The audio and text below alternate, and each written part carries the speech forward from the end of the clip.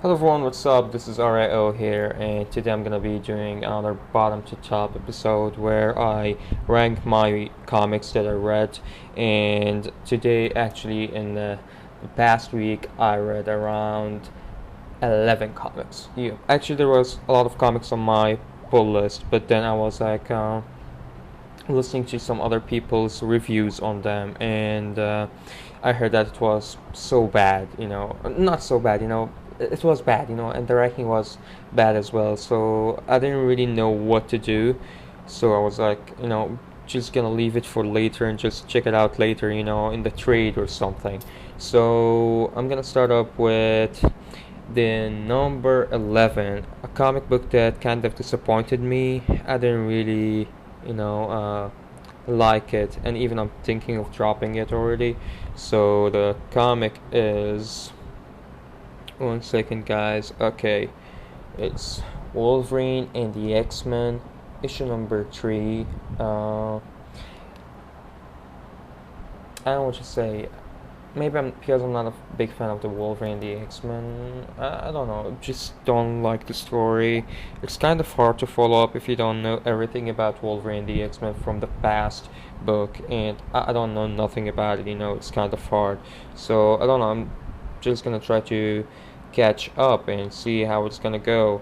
So what is my number 10? And number 10 is this book, which was disappointing. The first book was amazing. The first chapter was really good.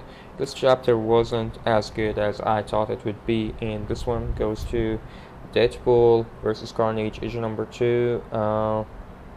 I don't know. I just didn't like it. The art is amazing. The writing is good, but the story is not going nowhere. They're just going for another round. We saw some fun stuff with the fanboy guy, but other than that, we didn't really see anything good in the book. I don't know. Maybe it's my point of view. I don't know about you guys. Let me know what did you think of Deadpool versus Carnage issue number 2 right down below. And on my ninth place, I got another book that kind of was disappointing, and it was an okay issue because it's been actually going really slow, and the progression of this book was kind of really slow. So I'm okay with it if it was on the ninth place. And this book goes to, or this place goes to, this book, Harley Quinn issue number 5. Good issue. We saw some good stuff. The dream thing was pretty interesting. It was pretty fun. um, it was fun actually to read it, and that's it. The fighting scenes or the killing scenes in the last of the issues were pretty good and pretty interesting. I really enjoyed it, but other than that, I didn't really, liked it. Like, I liked it, yeah, but not that much. So, eighth place. The eighth place goes to another book that was kind of good. I really liked it. Kind of enjoyed it more than the others. I don't know where the hell is it right now. I should keep looking for it. It kind of went into some progression. They showed us some flashbacks and some good stuff actually in the book, which I really enjoyed. And surprisingly, I really enjoyed it. It wasn't that bad. It wasn't as bad as Wolverine and the X-Men, and it's Wolverine issue number 4. The best thing about this, I think, were the flashbacks and how he met Offer, the guy who he's working with right now, and how they are planning to take down Sabretooth, his brother. One second, guys, just let me drink a little bit of tea because I'm fucking sick. I don't know what's wrong with me, but I'm just sick. Good. Not that sweet. Anyway. Uh, Next on, we got in the 7th place a book that was actually surprising. The book was really surprising. I never expected that I would love it, but I did. And it was just a good book, and it was Solar, the Man of Atom. Great first issue. It's released by Dynamite, and the story is pretty cool. I think it's a reboot or something. I don't know. It's a relaunch for the character. I'm not sure, but pretty good book. I really enjoyed it. The story is really good. The cliffhanger was pretty nice. That's the way he died. He actually died, or he might die. I don't know what's happening, but it's a pretty good one. So far, I guess they showed us how he became. No, actually, they didn't show us how he became the Solar Man of Atom, but the whole thing of him uh, having this ability to, how should I say it? Like, he just made a bullet go through a skull of a woman, and it didn't hurt her, and he melted some other stuff. He can, I guess, control the molecules or such thing. I don't know. I'm not into physics or that shit anymore. Anyway, in the sixth place we got another book that was kind of good. It wasn't bad. I liked the cliffhanger about the book. I liked the way they showed us this guy, the guy himself, this villain, and they made him into something great and something good, which I think it was bad and good at the same time. It wasn't wow. So this one goes to Sinestro. Good book. I liked it. It wasn't bad. Maybe it would have been higher if they showed us some other stuff. The story was pretty okay. It wasn't bad. I don't know. It was okay. The cliffhanger, as I said, it was the best thing. The moment where what was his name? I forgot his name. Arkillo? I forgot his name. I swear to God, I forgot. The new leader of the Yellow Corps. He got Sinestro's daughter, and he just made it personal. So I think in issue number 2 we're gonna see more action than we saw in issue number 1. So in the 5th place we got another book that was actually really good. I really enjoyed it. Some people might disagree with me, but I enjoyed it, even though it wasn't like issue number 28. But issue number 29 of the Justice League was pretty amazing. I didn't hate it.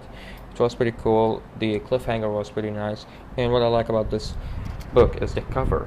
I don't know if you can see it, but we have the Metal Man changing into Batman, Green Lantern, Superman, and the Flash and Wonder Woman here. So it's pretty cool. I like the cover. The way the cover was drawn, it's pretty nice. So in number 4 we got another book that is one of my favorite books so far. And I don't know, people maybe might hate it because it's not the same Supergirl that we already knew. And yes, it's Supergirl issue number 30. I like her in her new form, in her Red Lantern form, and I think she's pretty amazing in it. The book was pretty cool. We're gonna be reading 2 more issues about Red Lantern and Red Lanterns. Red Lanterns and Supergirl. They're gonna be fighting this old leader of the Red Lanterns, I think so. I forgot even his name. Actually, even his name is hard to pronounce. I don't know how it's that. So it's the cover of Supergirl issue number 30. Great book. So far so good. Not bad. I liked it. I enjoyed it actually. And the story is kind of progressing. It's going somewhere. I think so. Yeah. So next on in the 3rd place we got a book that was my pick of the week the last week, and this book, ladies and gentlemen, fuck, I'm really tired, is Batman Eternal issue number 2. Which was pretty amazing. We saw all the good stuff. 1 second, guys.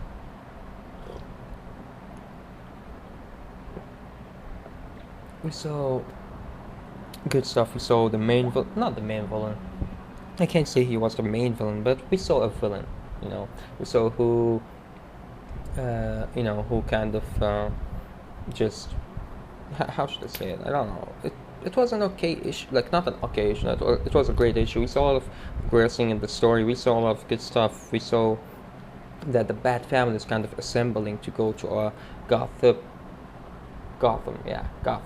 war. I don't know. It's pretty amazing so far. It wasn't bad. The main villain, was a guy who came back to Gotham to take Gotham back again from Gordon and Batman. That's it pretty much. It's pretty good, it wasn't bad. And the one who framed Commissioner Gordon, we already know who is he. So if you want to know who is he, you could always check it out in the description below. I have put the link for my review. And next on in the 2nd place, which was a big surprise to me, the book was so amazing. I really enjoyed it. I even enjoyed it more than Batman Eternal issue number 2. So there you go. And this book, or this place, is gonna go to Hulk issue number 1. Dang, this book is amazing. Who shot Bruce Banner? And seriously, who shot him? I had a theory, and I already said it in the review. Uh, I think Shield shot him. So if you want to know what happened in the end of the issue, go check out my review. The cliffhanger is just amazing, guys. It's just amazing. Actually, it was going to be my pick of the week, but then I was like, nah, I'm gonna leave it to the other comic, and the other comic is great as well. The cliffhanger was pretty amazing, and the, the comic book that I chose to be my pick of the week, and this comic, or this place, gonna go to this comic right here, and it's Miss Marvel issue number 3. Oh goody. Damn. 1 second.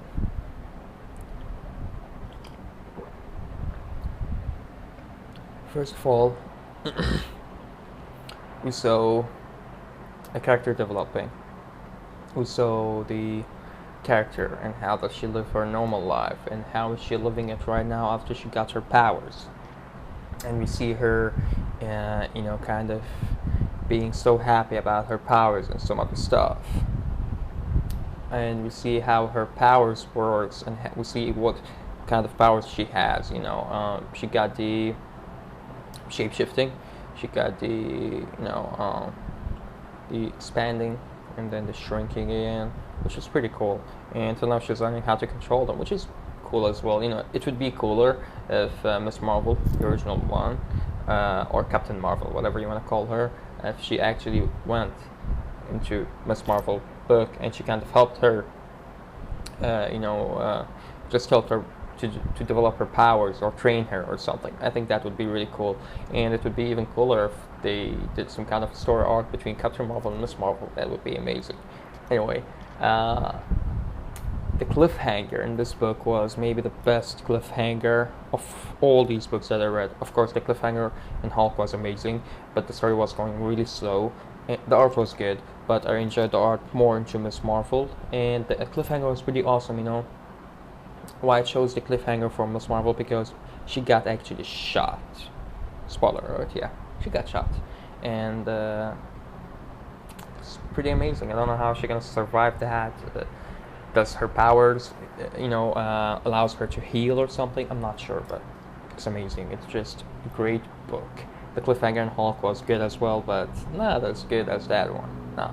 So I just went with Miss Marvel to be my first, to be my pick of the week, and to be the first on the spot. And that was pretty much, guys, for my descending and ascending order of my comic books. It was all the 11 comic books, and actually I was planning to read Ultimate FF actually, yeah, Ultimate FF, but I heard a lot of not good stuff about it. A second.